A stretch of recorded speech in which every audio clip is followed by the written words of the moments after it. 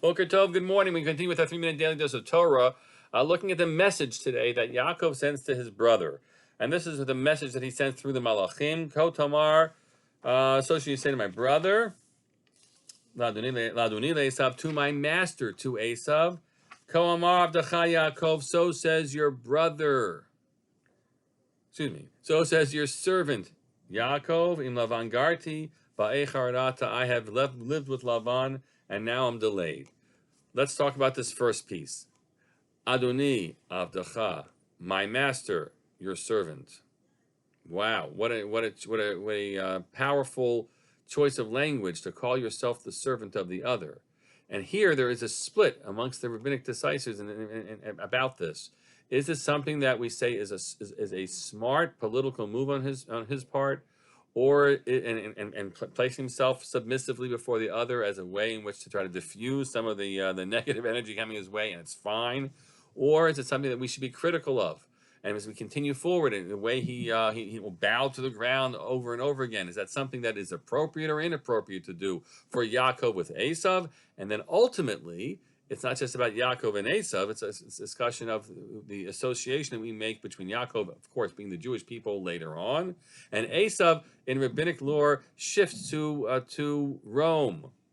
Rome is Edom, as I mentioned yesterday. The Chachamim, because of the four different prophecies of the four different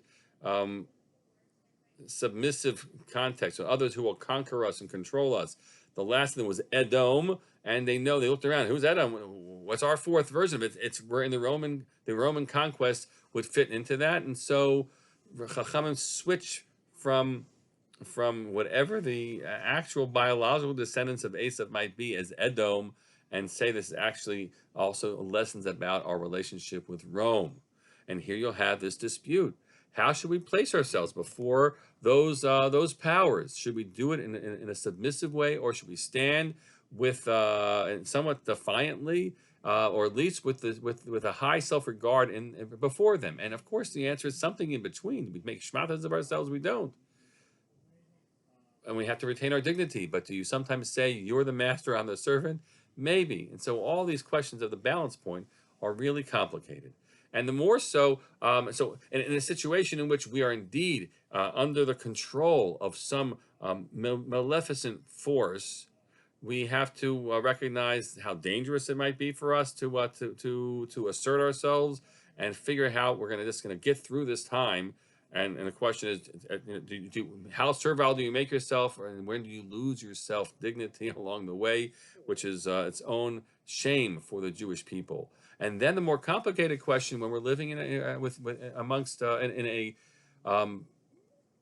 beneficent country, then how do we play our hand then?